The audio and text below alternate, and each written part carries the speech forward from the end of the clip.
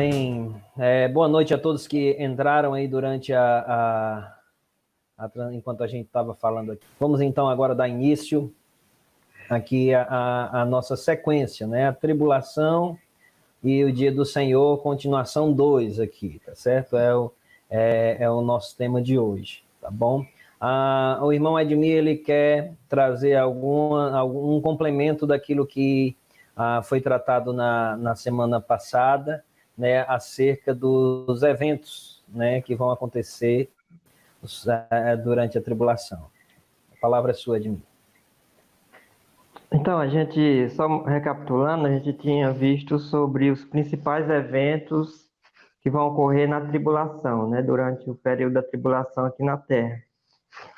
E a gente tinha visto sobre os juízos que Deus vai derramar na Terra ao longo desses 7 anos, que são os juízos dos 7 selos, que está em Apocalipse 6, de 1 a 17.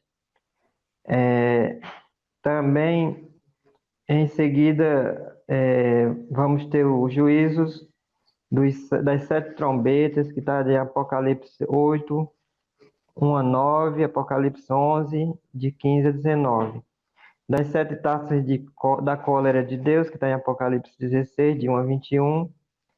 E, então, esses juízos, eles são destinados a castigar os incrédulos, né, o povo gentil, incrédulo e que segue o anticristo. Então, são juízos, são ditos na palavra de Deus como resultantes da ira de Deus derramada sobre todos aqueles que têm sido incrédulos, que têm zombado da palavra de Deus, que têm rejeitado, né, durante todo esse tempo, né, os gentios, eles têm, através de vários impérios mundiais e através do governo da terra praticamente entregue aos gentios, né, eles têm sido cruéis com o povo judeu, que é o povo escolhido de Deus, e têm sido também muito resistentes a acreditar na palavra de Deus, no Deus verdadeiro, né? no Senhor Jesus Cristo, e tem rejeitado, apesar de Deus ter criado a igreja para pregar em todo o mundo, né? Pela ordem lá da grande comissão, Jesus nos manda, e a sua igreja, ela tem esse papel de levar o evangelho para todas as pessoas, né, para todas as famílias da terra, e isso tem se cumprido, mas embora isso esteja acontecendo, o povo, a maioria das pessoas da terra, elas têm rejeitado, e a iniquidade está muito grande, né? A gente vê que isso é mais um sinal de que o fim está se aproximando, porque aquilo que diz lá em Romanos capítulo 1, que Deus, quando ele quer derramar o juízo, ele entrega os homens a seu próprio arbítrio, né? O seu próprio, a fazer as suas escolhas e a se entregar aos seus pecados, e é o que a gente tem visto acontecer no mundo, né? As pessoas, a iniquidade aumentando cada vez mais. Então, por isso que também há a promessa de que Deus não vai derramar essa ira dele, que está destinada aos incrédulos gentios, ele não vai derramar na igreja, porque a igreja, ela teve o seu período de tempo entre o Pentecostes e o arrebatamento, né? A igreja é tirada, e essa última semana, como a gente viu, que é a que a gente está estudando, ela é destinada ao derramamento de ira de Deus sobre os gentios e sobre Israel, no sentido de que o anticristo, Deus não vai derramar a ira dele sobre Israel propriamente, com esses castigos, mas sim o anticristo, ele vai servir para perseguir o povo judeu, enganar o povo judeu, e o povo judeu vai compreender no final das contas, no final da tribulação, que eles é, pecaram, que eles rejeitaram o Messias, né, e eles vão crer no Messias. E isso vai acontecer no final da tribulação, que foi o que a gente viu. Que outra coisa que ocorre, se a gente analisa Apocalipse, é a perseguição também aos judeus, que no capítulo 12 é bem específico, que é aquela perseguição ali, que a mulher tem um filho e é claro que a mulher ali é Israel, o filho é Jesus, diz que o filho é levado ao céu, é tomado para o céu, Jesus subiu ao céu, né? E é, retrata a perseguição de Israel durante a tribulação. E a gente lê outras passagens lá em Zacarias, capítulo 13, e Zacarias 12, 10, que fala sobre a conversão de Israel. Então a gente ficou nessa parte aí, onde Israel se converte. Mas algo que talvez as pessoas nem, quando se fala em anticristo, pessoas nem venham a achar que o anticristo ele vai ter alguma oposição durante o período da tribulação, mas sim, ele vai ter muitas guerras durante o período da tribulação. O anticristo ele vai enfrentar inimigos poderosos também. Ele vai ter muita gente aliada a ele, principalmente do restante do mundo, né, provavelmente da União Europeia e outros países que vão ajudá-lo e vão apoiá-lo, mas ele vai ter a oposição de países, como na Bíblia fala, do norte e do sul de Israel. Eu vou ler um trecho que mostra isso, que não está retratado em Apocalipse, mas está retratado no livro de Daniel, no final do capítulo 11, onde fala do anticristo. Ele fala do anticristo a partir do versículo 36, dizendo quem ele é, né? Eu vou ler aqui só para você ter uma ideia. Este rei fará segundo a sua vontade, e se levantará e se engrandecerá sobre todo Deus. Contra o Deus dos deuses falará coisas incríveis e será próspero até que se cumpra a indignação, porque aquilo que está determinado será feito. Não terá respeito aos deuses de seus pais, nem ao desejo de mulheres, nem a qualquer deus, porque sobre tudo se engrandecerá. Estou aqui no Daniel capítulo 11, versículo 38 agora. Mas em lugar dos deuses honrará o Deus das fortalezas, a um Deus que seus pais não conheceram. Honrará com ouro, com prata, com pedras preciosas e coisas agradáveis. Com o auxílio de um Deus estranho, agirá contra as poderosas fortalezas. E aos que o reconhecerem, multiplicar-lhes-á a honra e fá-los-á a reinar sobre muitos, e lhes repartirá a terra por prêmio. Versículo 40. Aqui vai falar sobre essas guerras que eu quero frisar aqui. No tempo do fim, o rei do sul lutará com ele, e o rei do norte arremeterá contra ele com carros, cavaleiros e com muitos navios, e entrará nas suas terras e as inundará e passará. Entrará também na terra gloriosa, e muitos sucumbirão, mas do seu poder escaparão estes, Edom e Moabe, e as primícias dos filhos de Amon. Estenderá a mão também contra as terras, e a terra do Egito não escapará. Apoderar-se-á dos tesouros de ouro e de prata e de todas as coisas preciosas do Egito. Os líbios e os etíopes o seguirão, mas pelos rumores do Oriente e do Norte será perturbado e sairá com grande furor para destruir e exterminar muitos.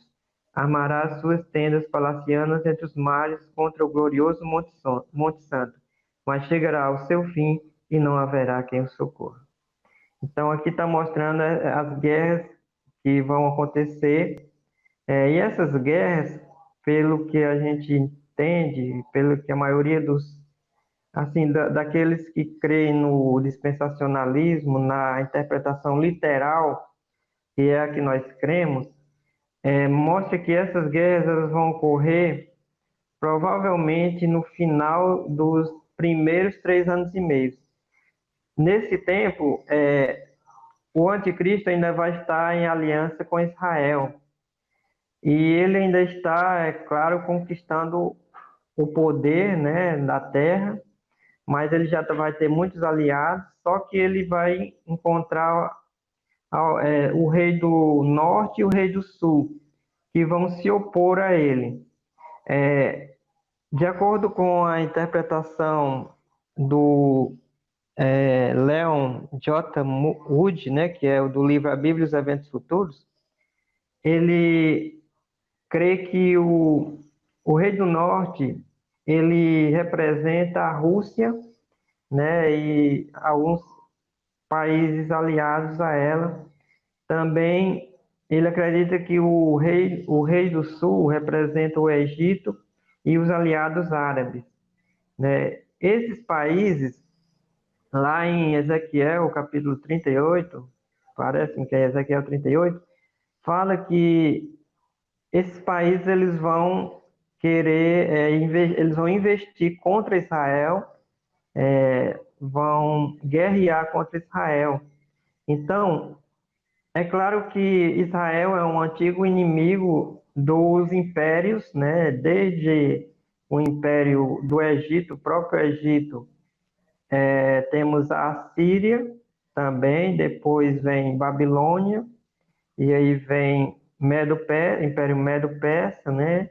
Depois vem Império Grego, Romano, e aí nós temos aí o Império Romano, ele vai ser, de certa forma, extinto, mas o que a gente vê é que todos esses impérios eles foram hostis ao povo de Israel, eles quiseram acabar com o povo de Israel, essa é a verdade. E esses, no passado, essas guerras já aconteceram, só que o rei do norte aqui era o Antíoco Epifânio, que é aquele tipo do anticristo que está lá no capítulo 7, no capítulo 8 de Daniel também, né? Então, mas existe até uma dúvida se o rei do norte aqui seria o próprio anticristo, mas o Wood aqui ele defende que não, porque fala aqui no 40 que no tempo do fim o rei do sul lutará com ele e o rei do norte arremeterá contra ele com carros, cavaleiros e com muitos navios. Então ele aqui é o anticristo. Então está mostrando que tanto o rei do sul como o rei do norte, em aliança com outros países, eles vão atacar Israel. Só que como Israel está, o anticristo está em aliança com Israel, e ele também não quer perder o poder, ele quer conquistar, ele não quer ser conquistado, né? Então ele vai lutar contra esses dois reis e vai ser bem sucedido, tá certo? Então, para a gente ver a sabedoria de Deus. Com o anticristo, ele vai servir para impedir que essas nações unidas, do norte e do sul, exterminem Israel. Por quê? Porque o anticristo ainda vai estar em aliança com Israel. E não por causa de Israel, é claro que ele vai resistir, ele vai guerrear, mas por causa dele mesmo, porque ele não quer ser dominado, ele quer dominar, porque ele mesmo é quem quer acabar com Israel, quer exterminar Israel. Numa primeira vez que eu estudei isso, eu achava que todos eles estavam juntos contra Israel, no sentido de que estavam todos juntos com o anticristo. Mas quando a gente lê essas profecias de Daniel aqui do versículo 40 em diante, aí a gente percebe que realmente vai haver essas guerras entre o anticristo e esses reis aqui esses reis que na verdade hoje em dia são os líderes políticos, né? São presidentes, né? E que muitos acham que seria a Rússia e também o Egito em aliança com os países árabes, que todos eles têm interesse de exterminar Israel, de tirar Israel dali, faz tempo, né? Então, é isso. As guerras que eu queria falar que o anticristo vai travar são essas, né? E no final das contas, quando terminar essas guerras, ele vai realmente vencer e se revelar como o inimigo do povo de Israel, que isso aí já vai estar na metade da tribulação, e aí ele vai perseguir Israel, né? Israel, que pensava já estar tranquilo, né? Porque as guerras teriam sido controladas ali pelo anticristo, mas aí ele se volta contra Israel e aí passa a perseguir Israel e matar muitas pessoas de Israel. Então, aí é que nós estamos chegando nos primeiros 3 anos e meio de tribulação e começa a grande tribulação, tá certo? Ok, Admir. Então, vamos dar sequência aqui sobre os assuntos da tribulação. E a nossa primeira pergunta de hoje, você estava fazendo um complemento, né, aí do que a gente tratou na semana passada. A primeira pergunta de hoje é: quais são os principais personagens desse período, né, do período da tribulação? Quem são os principais personagens? Os principais personagens, né, a gente vê que um deles é o próprio anticristo, né? O anticristo final, porque a gente viu que quem usa esse termo anticristo é João, e ele diz que há vários anticristos, né? Mesmo na época de João, quando ele escreve as cartas primeira de João, segunda e terceira de João, é que ele faz menção ao anticristo. E ele faz 4 menções ao anticristo, nas quais só uma se refere ao anticristo final. Mas como a gente sabe que realmente é o anticristo final, que seria a besta do Apocalipse capítulo 13, então a gente vê que a gente pode chamar a besta, que é o líder político da época da tribulação, o grande líder político que domina o mundo, é realmente a besta, ele é o anticristo. E o falso profeta, que a gente vai ver também. Existem referências ao anticristo no Velho Testamento, como a gente acabou de ler no capítulo 11, do 36 ao 45 de Daniel, mas antes do capítulo 11, ainda existe no capítulo 7, no versículo 8, no 21, e no capítulo 8, de 23 a 25. Tudo isso são referências ao anticristo final. E além do que o Antíoco Epifânio, que foi um rei do Império Grego, ele é tido como o tipo do anticristo, ou seja, o homem que mais se aproximou do anticristo. E é tanto que no capítulo 7 e no capítulo 8, quando se fala do anticristo final, ele é muito sutil a mudança que ocorre entre o que está se falando do antigo e o que se fala do anticristo final. A gente só percebe porque já se cumpriu com o anticristo, vamos dizer, Antíoco Epifânio, ele veio antes de Cristo. E ele foi um cara muito ruim, um rei que perseguiu o povo judeu, e ele fez algo muito terrível para o povo judeu, que é se meter na religião deles, interferir na religião deles. Como? Assim, ele profanou o templo, ele sacrificou uma porca, que é um animal imundo, dentro do templo, e ele ergueu uma estátua se não me engano, foi de Zeus, né? E disse que ali era o templo de Júpiter, né? Então ele afligiu muito, ele matou muitos judeus, ele queria helenizar os judeus, ou seja, ele queria impor aos judeus a religião pagã, grega, né? O politeísmo, e com isso ele se aproximou muito do que o anticristo fará no futuro. Então, ele foi o rei que se aproximou mais, por isso que a gente chama ele o tipo de Cristo, né? O tipo do anticristo, aliás, Perdão. De Então, anticristo, entrei do aqui. anticristo, né? Anticristo, Isso é o contrário, né? é o contrário.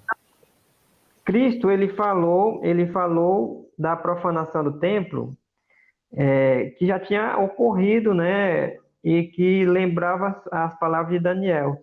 Só que Jesus, ele fala do anticristo futuro, porque aquela profanação do passado já ocorrera. E quando Jesus vai falar da tribulação, ele se refere novamente à profanação do templo, à abominação desoladora, que no passado foi Antíoco quem fez, né?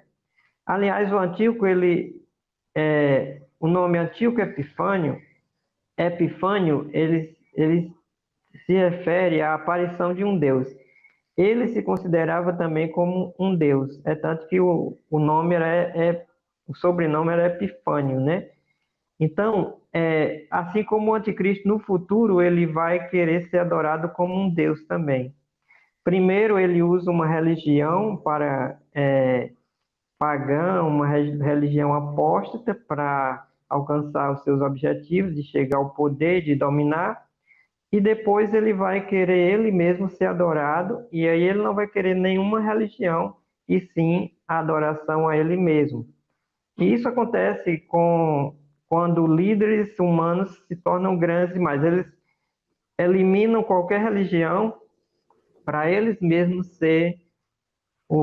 fazer o papel de Deus, né? Eles mesmos querem ser reverenciados, adorados, né? E isso é o que vai acontecer no passado e vai acontecer no futuro com o anticristo, tá certo? Então, a besta, que está em Apocalipse, capítulo 13, que é o anticristo, que foi profetizado por Daniel, ele é um dos personagens principais, se não o principal, aqui do livro de Apocalipse, que retrata a tribulação, né? A gente viu que o livro de Apocalipse, ele praticamente quase todo ele retrata, do capítulo 6 a 19, ele retrata a tribulação, tá certo? Então, no capítulo 13, versículos, deixa eu ver aqui, 13 de 5 a 8, fala especificamente sobre o anticristo, que diz assim: foi-lhe dada uma boca que proferia arrogâncias e blasfêmias e autoridade para agir 42 meses. E abriu a boca em blasfêmias contra Deus para lhe difamar o nome e difamar o tabernáculo, a saber, os que habitam no céu. No começo do capítulo 13, fala que vi emergir do mar uma besta que tinha 10 chifres e 7 cabeças, e sobre os chifres 10 diademas, e sobre as cabeças nome de blasfêmia. Essa besta aqui é o Império Romano renascido, né, que lá em Daniel, os 10 chifres aqui seriam os 10 dedos dos pés, né, e 7 cabeças, alguns intérpretes acham que essas 7 cabeças seriam, na verdade, a autoridade vinda dos 7 reinos, né, que os 7 impérios mundiais gentios que já passaram, né. Então, no versículo 5 que eu li, aqui já fala de um homem que proferia arrogância e blasfêmia, que aqui é o anticristo. Então, besta é ao mesmo tempo o Império Romano ressuscitado, né, ressurgindo, formado por 10 países e que tem como líder o, o anticristo, né? Daniel ele fala detalhes, ele diz que ele é um chifre que derrubou 3 para nascer, né, no lugar deles, e ele é o que toma o domínio, é o líder político. E aqui o outro personagem que vai aparecer aqui também, no capítulo 13, versículo 11, aqui bem perto, é outra besta. Ele diz: vi outra besta emergir da terra, possuía 2 chifres, parecendo cordeiro, mas falava como dragão. Então, ele diz: exerce toda a autoridade da primeira besta na sua presença. Faz com que a terra e os seus habitantes adorem a primeira besta, cuja ferida mortal fora curada. também opera grandes sinais, de maneira que até fogo do céu faz descer a terra diante dos homens. Então, essa besta aqui, que é o falso profeta, ele com certeza, ele será um líder religioso, né? Ele vai ser um grande líder religioso e que a gente vai ver que ele vai ser provavelmente o líder da igreja apóstata, né? Que é a igreja apóstata que aparece aqui, que é a meretriz do capítulo 17. E que a irmã Iraci perguntou se seria a igreja católica. Tem tudo para ser a igreja católica romana, né? Mas não ela sozinha. Por quê?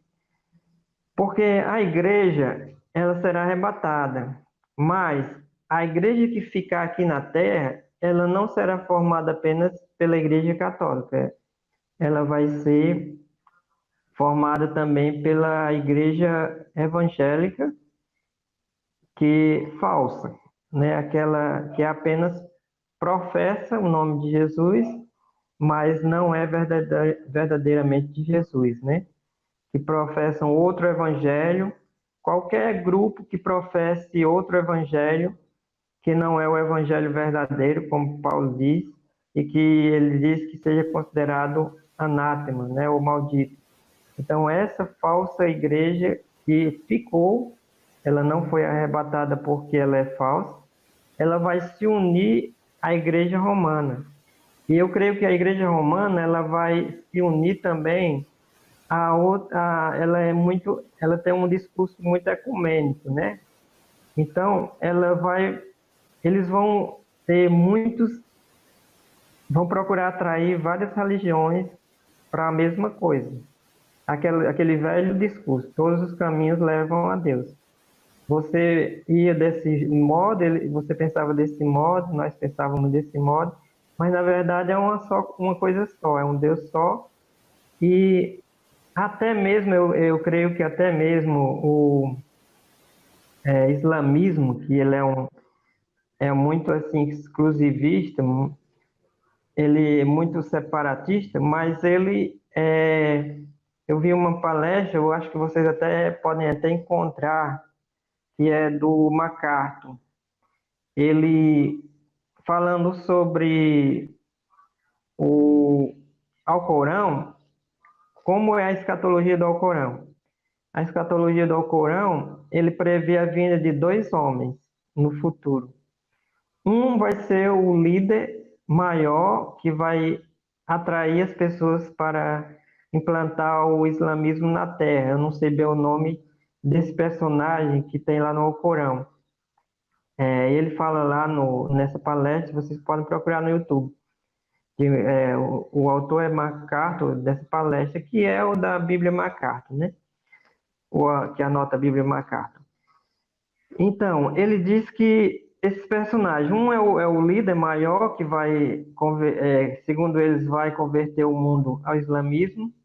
O outro vai ser o Cristo, que vai voltar e vai mostrar ao mundo, mostrar às pessoas que ele não é Deus, de que ele não é o Messias e de que ele é, na verdade, apenas um homem que foi mal entendido, né? Um profeta talvez mal entendido, que é esse o discurso que o islamismo faz de Jesus mesmo.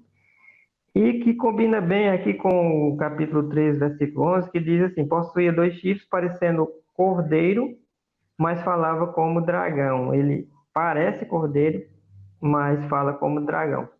Então, esse falso profeta, com certeza, ele vai ser um líder religioso, pode ser o líder até mesmo dessas duas religiões, né? Fala aqui dois chifres, pode ser que seja duas grandes religiões que aglutinam várias outras para si e que vai ter como missão convencer o mundo de que devem seguir o anticristo, devem adorá-lo.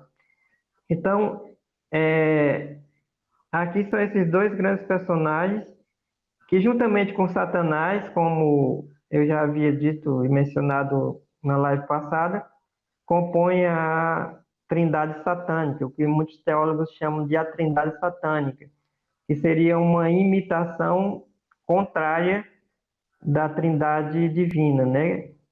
Pai, Filho e Espírito Santo, aqui teria Satanás, o anticristo, que é o homem da iniquidade, e o falso profeta. Embora que haja algumas divergências entre os teólogos, que alguns acham que o anticristo é essa besta que a gente chama falso profeta, para muitos eles acham que esse aqui é que é o anticristo, e o outro é apenas o líder da União Europeia, dos 10 países, da parte política, né? Então, mas a gente vê que essa interpretação é que se encaixa melhor, porque realmente, desde as profecias de Daniel, o anticristo ele vai ser um líder político, né? Ele, na verdade, ele não gosta da religião, ele vai usá-la para chegar aos seus propósitos, né? Para chegar aos seus propósitos, porque aí a gente vai ver aqui sobre a meretriz. Meretriz, que fala no capítulo 17, que a irmã perguntou, realmente é essa igreja apóstata e que ela, se você ler o capítulo 17, você vai ver que realmente tem sentido de que ela seja sediada em Roma. O Império Romano, a sede, né, que era em Roma, ele tinha, nas cartas, eu não sei se é nas cartas de João, é mencionado ele como Babilônia. Aqui fala em Babilônia. Existe assim uma certa discussão se Babilônia que seria a cidade mesmo, a antiga cidade da Babilônia que será reconstruída, ou naquele local ali, parece-me que é no Iraque, ou se seria Roma, né? Porque o título Babilônia também é dado a Roma, que seria lá a sede do governo romano, né? Do governo que tinha os seus imperadores e que passou a perseguir a igreja também, né? E que a gente vê que também passou a ser hostil contra o cristianismo, né? Num segundo momento, né? No primeiro momento era só os fariseus, os líderes religiosos que se opunham à igreja e ao cristianismo. Depois vai vir o Império Romano, né? Que passa a ser justamente se opondo, e que, na realidade, se a gente vê, lá Daniel representa como um animal horrível, porque foi Roma que, na realidade, executou Cristo, né? É claro que através dos líderes religiosos, mas foi o Império Romano que crucificou Cristo, né?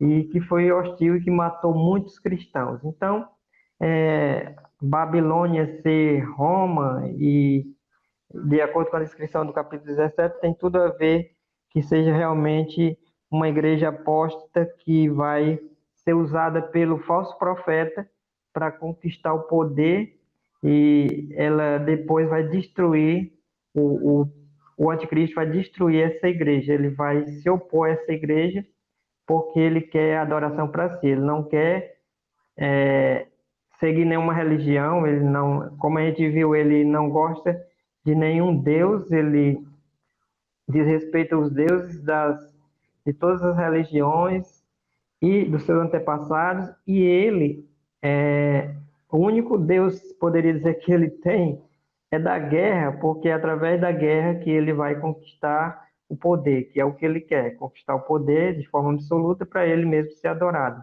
tá certo? Então, nos primeiros 3 anos e meio, você vai ter essa meretriz trabalhando para o anticristo, mas ela vai ser jogada fora depois que ele conquista o poder de forma absoluta e de que ele se revela mesmo plenamente para ser adorado e quer ser reverenciado, adorado por todas as pessoas da Terra. Ok, Tá Edmir. certo? Outra pergunta que a tua irmã Iraci me fez aqui no WhatsApp é sobre o anjo da igreja, né? Nas cartas, a cada igreja, né, as 7 igrejas aí em Apocalipse, faz referência, né, que a carta é endereçada ao anjo da igreja, né? Quem é esse anjo da igreja? Bem, quase todos os que eu li, assim, os teólogos que anotam as Bíblias, né, dizem que se refere ao presbítero ou ao líder principal da igreja, né? Porque a palavra anjo também significa mensageiro.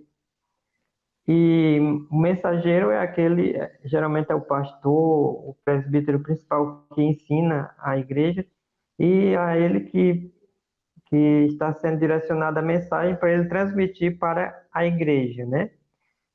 Outra possibilidade seria que cada igreja tivesse o seu anjo que cuidaria daquela igreja, né? Existe aquela interpretação de que cada pessoa, as crianças têm o anjo. Existia também uma certa crença de que os cristãos, lá em Hebreus fala que os anjos eles nos ajudam, nos servem, né, para nos ajudar como cristãos. E naquele evento lá com Pedro, a mulher até disse, a- não, as pessoas dizem, pode ser o anjo, né, de Pedro, né, mas existia uma certa crença nesse sentido. E lá na igreja de Corinto também, quando diz que as mulheres usem o véu por causa dos anjos, coisa assim. Então, alguns acham que pode ser realmente um anjo que cuida de cada igreja, mas a maior parte dos comentaristas, eles acreditam que, na verdade, aqui se refere ao líder da igreja que transmite a palavra de Deus, o mensageiro da igreja, porque a palavra anjo e mensageiro é a mesma coisa, porque um dos ministérios principais dos anjos sempre foi, desde o Velho Testamento, levar as mensagens de Deus, né? Inclusive para os profetas, ou para... desde o Velho Testamento, você lê, os anjos vão estar com essa missão de levar mensagem, né? Hoje temos a palavra de Deus completa, né? Mas fica a questão de que o anjo também é a mesma palavra para mensageiro. Então, ali em Apocalipse, provavelmente é mensageiro da igreja, porque ele vai levar a mensagem às 7 igrejas. Que aquelas 7 igrejas, na verdade, elas tipificam igrejas ao longo da história também. É uma certa forma profética de falar com a igreja de todos os tempos, né? Até Porque assim, essa possibilidade de ser um anjo literal, né, é pouco defendida, porque até pelo conteúdo das cartas, né, que são muitas delas de repreensão às igrejas, né, e tudo mais. E aí fica aquela questão assim, né, os anjos, eles os que caíram já caíram, né? Já não são os demônios, mas os anjos hoje eles não estão passivos, né? De erros, de pecados e tudo mais. Então eu penso assim, né? Fica meio estranho ser o anjo quando o conteúdo da carta, até eu sei que está se referindo à igreja, né? Mas eu acho esquisito isso, né? Para mim é mais coerente realmente ao líder da igreja, né? O líder espiritual da igreja, porque assim a carta é endereçada ao anjo da igreja, né? E o conteúdo delas são duros, né? Então, assim, eu penso que é ao líder espiritual, o anjo, o mensageiro, como você bem explicou aí. E mesmo assim, como o anjo ia transmitir isso para a igreja, né? A questão como o anjo ia fazer o papel aí Exato. para ajudar a igreja, para alertar a igreja, né?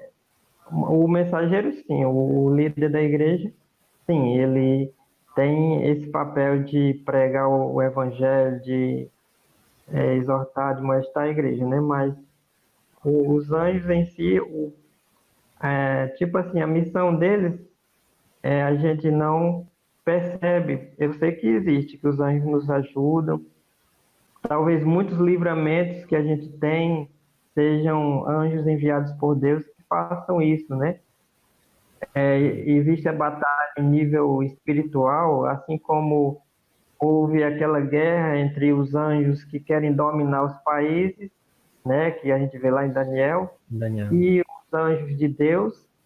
Pode ter também na parte espiritual, tipo assim, querendo fazer algum mal à igreja ou aos membros da igreja, ou tipo assim, mas pode ter isso, mas a gente não consegue presenciar isso, né? É uma coisa que só Deus vai revelar quando a gente estiver com Ele, né? Talvez a gente ainda possa saber de muitas coisas que aconteceram e que a gente não viu com os nossos olhos físicos, né? Mas que acontecer e pode até Deus ainda mostrar para nós sobre isso, se Ele quiser, né? Ok, Edmir, tem mais uma pergunta aqui acerca eu acredito que está dentro da questão dos personagens, né? Foi enviada pelo irmão Elton. Aqui está ele está no login aí do Vitor, que diz assim, em Apocalipse 7, fala na visão dos glorificados. No verso 13, fala de uma multidão que vem da grande tribulação. Como interpretar essa passagem, sendo que os santos serão glorificados no arrebatamento? Uma pergunta que eu acredito que tenha que a gente ir para o texto, né? Vou aproveitar, eu ainda não tinha terminado os personagens, né? Porque já estava Certo. muito longo, tá? Mas os 144 mil são outros personagens que aparecem em Apocalipse, né? No capítulo 7. E o resultado da pregação deles é que vai aparecer essa grande multidão. Qual é o versículo aí que ele colocou? O No versículo versículo, 13. a partir do versículo 13. Então, justamente que pelo ministério dos 144 mil é que vai se iniciar a pregação do evangelho durante a tribulação. A igreja já foi arrebatada, agora quem vai pregar no início da tribulação aqui vai ser os 144 mil, né? E aí o resultado dessa pregação vai ser conversão de muitas pessoas, né? Tanto gentios como judeus, né? Mais gentios nesse início e os judeus vão se converter mais no final, mas que vai ter conversão de judeus também. Aí diz assim, um dos anciãos toma a palavra dizendo, estes que se vestem de vestiduras brancas, quem são e de onde vieram? Respondi-lhe, meu senhor, tu sabes. Ele então me disse, são estes os que vêm da grande tribulação, lavaram suas vestiduras e as alvejaram no sangue do Cordeiro. Razão porque se acham diante do trono de Deus e o servem de dia e de noite no seu santuário. Então, justamente que essas pessoas são aqueles que se converteram por conta da pregação inicialmente dos 144 mil e depois dos que aceitaram a palavra, que também vão pregar no mundo, né? Tanto que lá no capítulo 25 a gente vê que vai ter, de Mateus, a gente vê sobre o julgamento dos gentios, né? Que eu acho que eu ainda vou falar que é uma das coisas depois que termina a tribulação, vai haver um julgamento das nações, dos gentios. E nesse julgamento vai se considerar como os gentios reagiram ao evangelho, como eles reagiram ao povo de Israel, porque aquele que aceitar o evangelho, ele vai também compartilhar o sofrimento com o povo judeu. Por quê? Porque haverá perseguição aos judeus pelo anticristo e aqueles que creem em Cristo, eles vão ver que eles vão, tipo, escolher de que lado querem ficar, do lado do anticristo ou do lado do povo judeu, ou vão apoiar o povo judeu, que são os irmãos de Cristo. Então, como eles reagem, se eles são realmente servos de Cristo, e como diz lá em Mateus 25, Jesus diz: "O que vocês fizeram a esses meus irmãos, né?" Ou seja, vocês ajudaram eles, vocês deram um copo de água, vocês ajudaram essas pessoas perseguidas, né, pelo anticristo.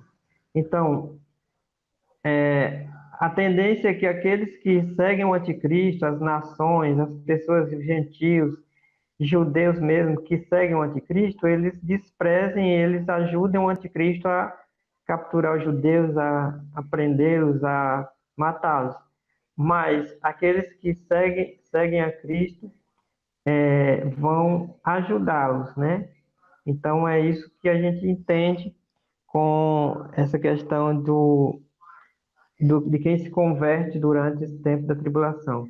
Muitas pessoas vão se converter, tanto gentios como judeus, e são essas pessoas que vão estar diante do trono de Deus. É claro que à medida que eles forem morrendo, eles vão indo para a presença de Deus, né?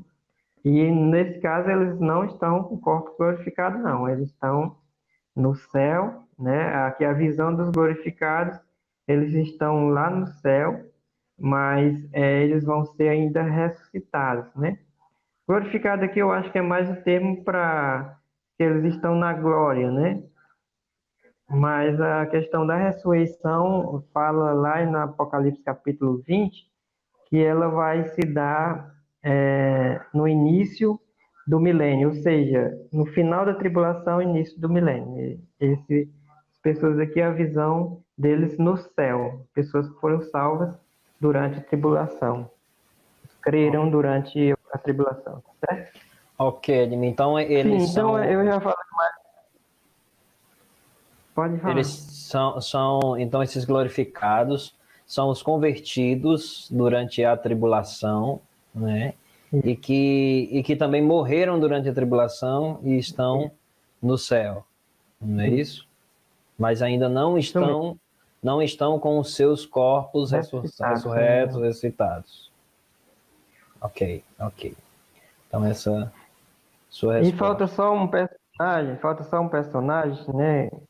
A gente já comentou sobre Israel, capítulo 12, né? Fala sobre Israel, povo de Israel, que é muito importante também. Mas no capítulo 11, versículo 9, tem dois personagens muito importantes que eles vão agir durante da metade da tribulação em diante, nos últimos 3 anos e meio. Apocalipse 11, 9 fala das duas testemunhas.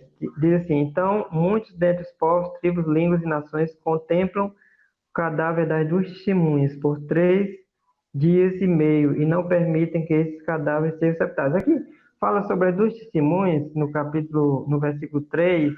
Eu li só o final aqui, com a morte delas, mas que elas serão ressuscitadas.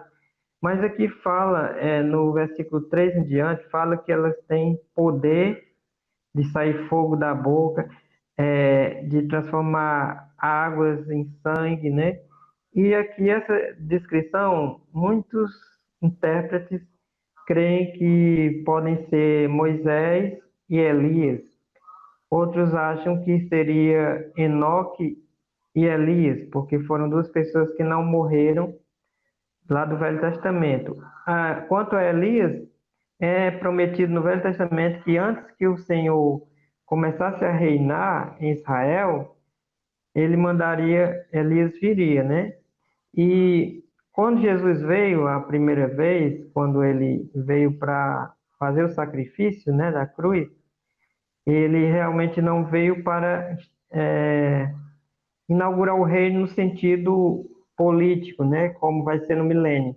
Então, ele inaugurou o reino no aspecto espiritual e, como ele disse, o meu reino vai estar no meio de vocês.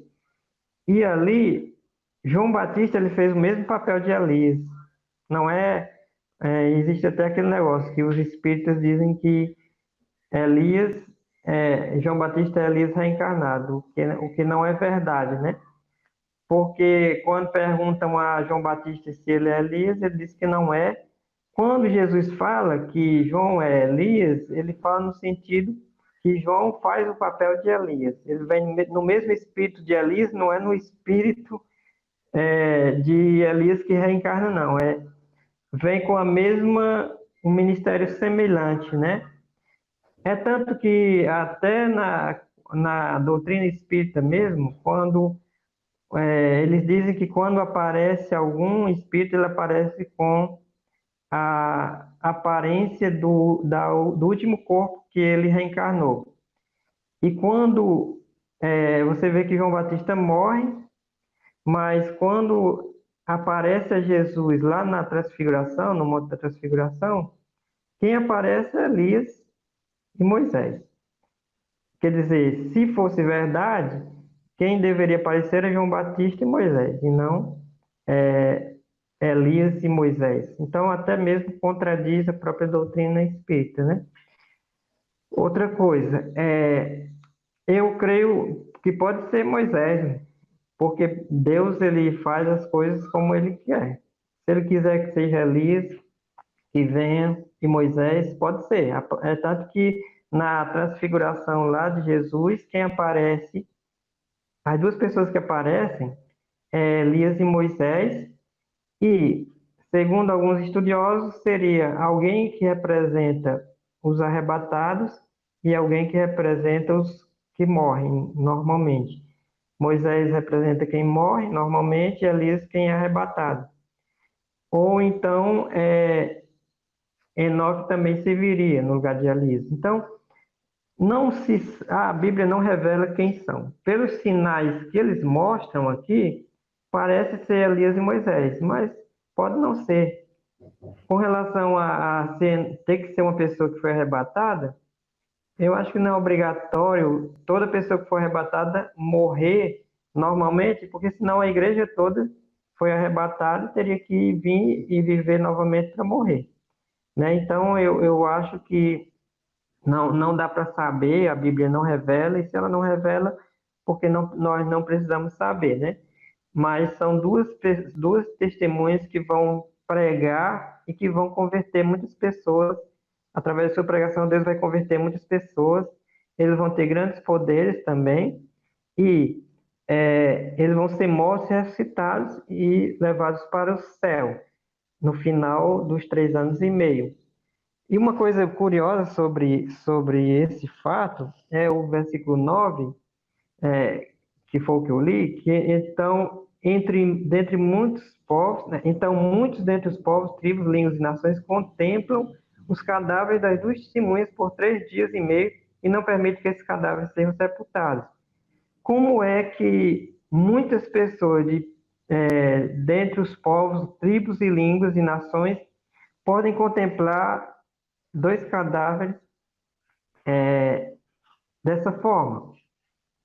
Na época de Jesus, na época de João, quando profetizou isso aí, como é que as pessoas podiam acreditar assim que uma coisa dessa podia acontecer?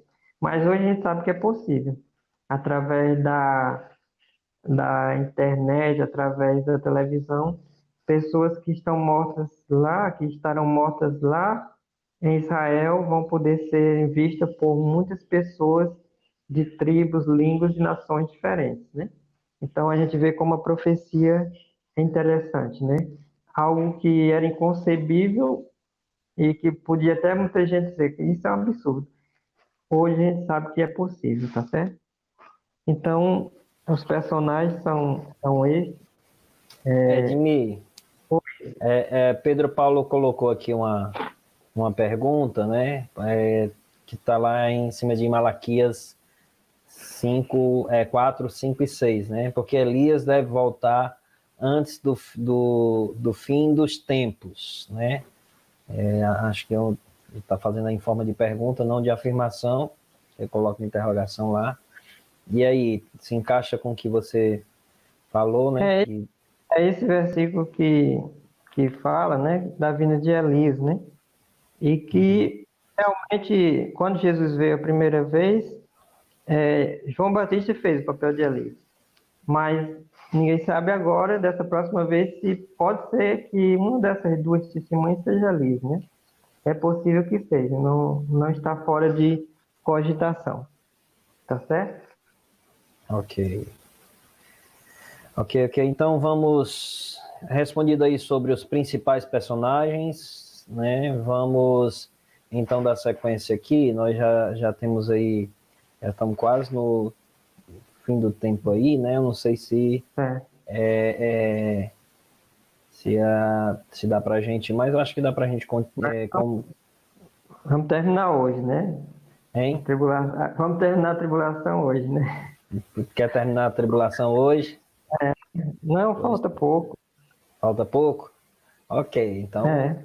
vamos para a próxima pergunta. Vamos ganhar tempo aí, né? Como termina Vou, então a tribulação?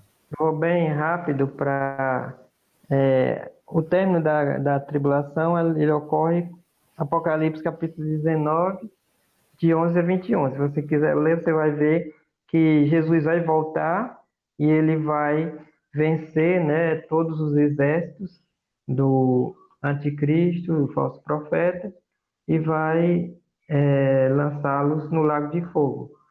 Então, aqui fala de uma grande carnificina, né, porque vão morrer muitas pessoas.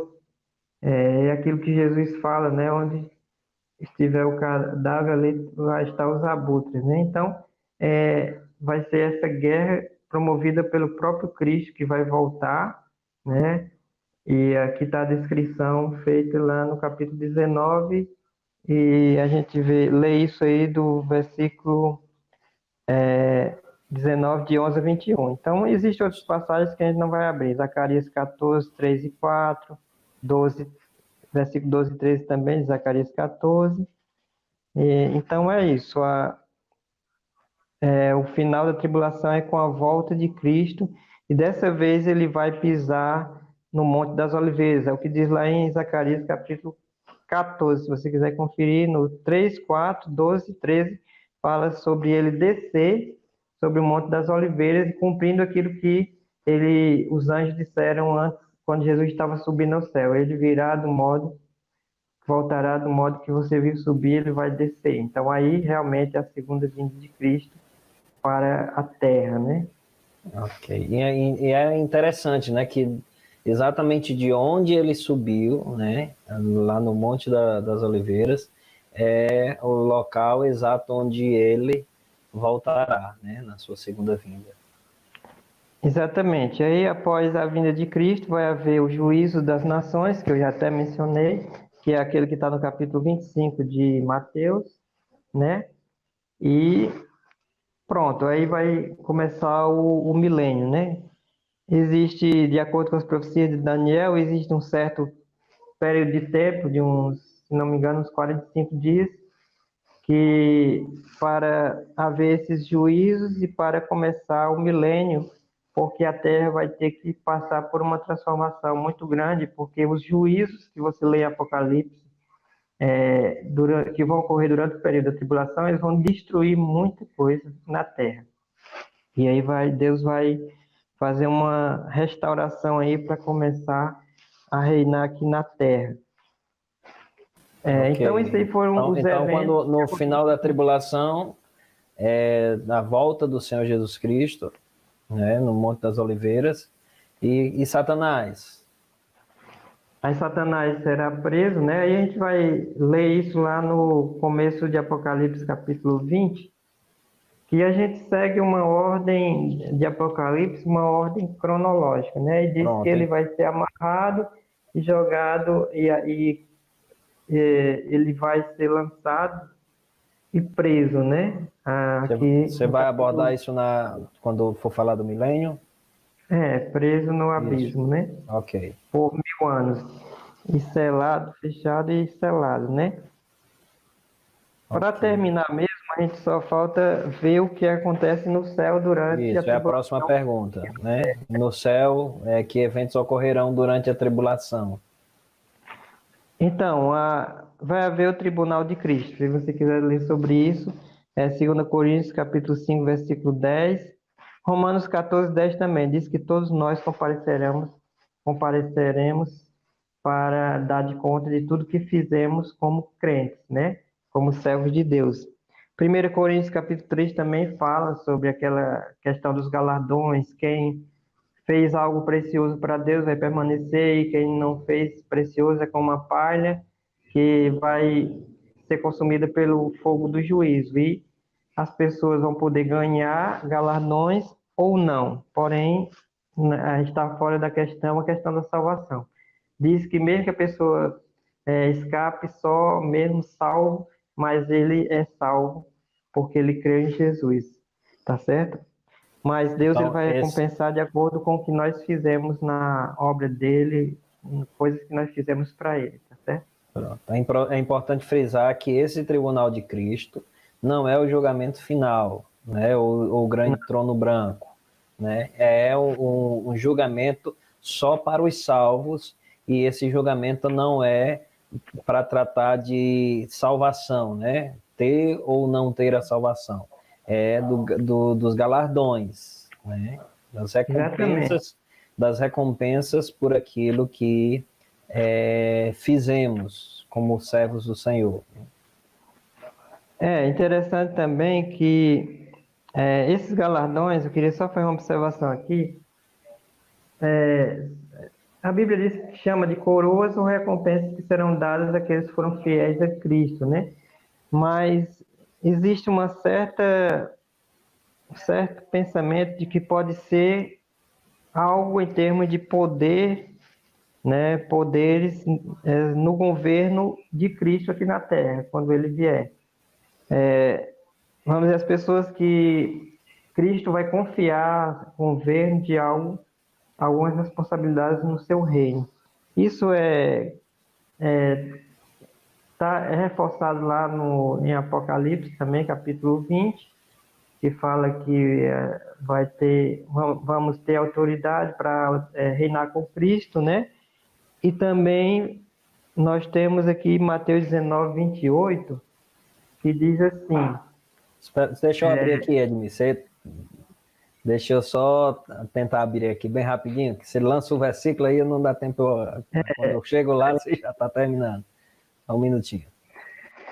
Enquanto você abre aí, outro evento que vai acontecer depois do tribunal de Cristo, no céu também, são as bodas do Cordeiro, que está em Apocalipse 19, 7 a 9.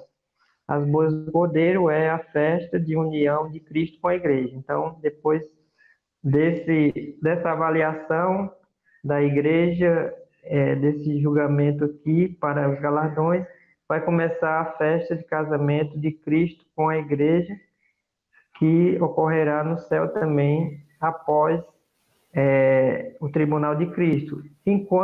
Tudo isso enquanto a tribulação está havendo na terra, está havendo esses eventos no céu, esses dois eventos. Tribunal Mateus de Cristo, 25. Mateus 19. Opa, 19. 28. Ok. Aqui Jesus está respondendo a Pedro, porque Pedro disse que eles deixaram tudo, né? E aí Pedro diz: "Eis que nós tudo deixamos e seguimos, que será por de nós?" Jesus lhes respondeu: "Em verdade vos digo que vós, os que me seguistes, quando na regeneração o Filho do Homem se assentar no trono da sua glória, também vos assentareis em 12 tronos para julgar as 12 tribos de Israel. E aí, todo aquele que tiver deixado casas, ou irmãos, ou irmãs, ou pai, ou mãe, ou mulher, ou filhos, ou campos, por causa do meu nome, receberá muitas vezes mais e herdará a vida eterna. Porém, muitos primeiros serão últimos e os últimos primeiros." Então, era esse versículo que eu queria compartilhar, que eu acho bem interessante, com relação a galardões que serão dados àqueles que foram fiéis a Deus. Então é isso. A gente encerra todos os eventos que ocorreram na Terra e no céu durante o período da tribulação, né? Uhum. Pronto, no céu teremos, no céu teremos o tribunal de Cristo e as bodas do Cordeiro, né? O casamento de Cristo com a igreja. Terra, tribulação que se encerrará com a volta de Cristo, né? Pronto. E aí, quando Então, Cristo voltar, ele vem trazendo já a igreja consigo, todos nós, para reinar com ele aqui na Terra, que aí começa o milênio, que é o tema da próxima live.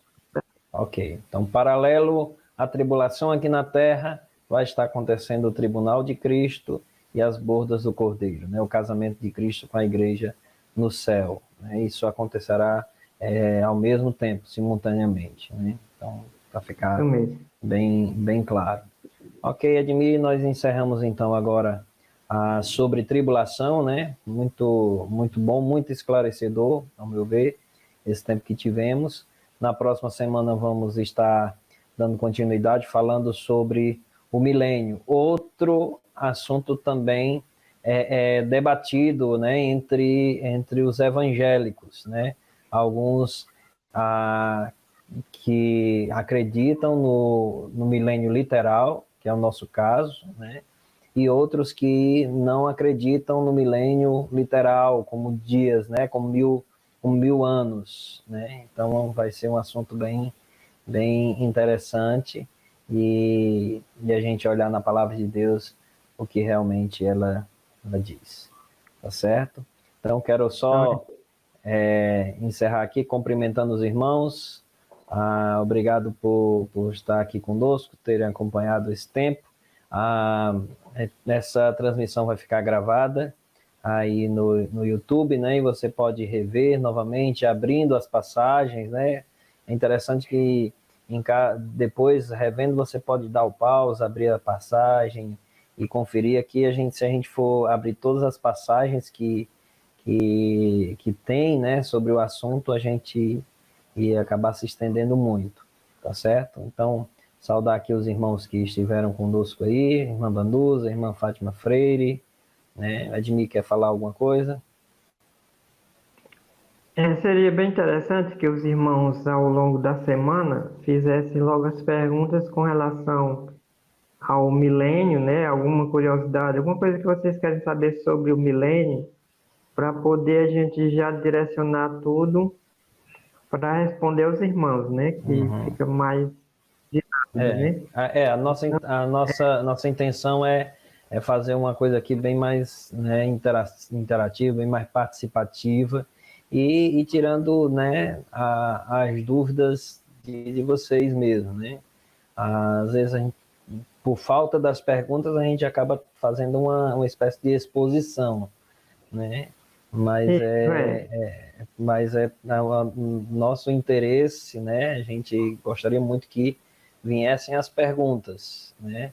É claro que às vezes as perguntas surgem durante a transmissão, você pode fazer a pergunta, a gente coloca aqui, né? Como o Edmir falou, se já souber a resposta, dá ali naquele momento, se não, estuda, pesquisa e tenta trazer a resposta na transmissão seguinte. Eu creio que sobre o milênio vai ser mais tranquilo porque a gente viu que a tribulação ela tem muitas informações, né? E o milênio já é diferente. O milênio temos poucas informações a respeito, né? O suficiente para a gente conhecer, mas não tanto como o período da tribulação, que a gente tem praticamente um livro inteiro, além de muitos outros versículos de outros livros, né? Como a gente viu, Apocalipse praticamente todo, e os livros dos profetas menores, dos profetas maiores, tudo fala sobre isso, né? O dia do Ok. Senhor, o dia do Senhor praticamente se refere muito à questão da tribulação, que é o tempo de intervenção divina, que Deus começa a interferir fortemente através de castigos e bênçãos. No caso, a gente viu aí castigos durante a tribulação e bênçãos que vai ser a continuação do dia do Senhor, a maior parte do dia do Senhor, porque o milênio ele é um período de 1000 anos, né? E a maior parte do dia do Senhor vai ser no milênio mesmo, tá certo? Ok. Então, obrigado, Edmir. Que a graça e a paz do Senhor Amém. Jesus seja com você. Obrigado a cada irmão por nos acompanhar. Fiquem todos na paz do Senhor.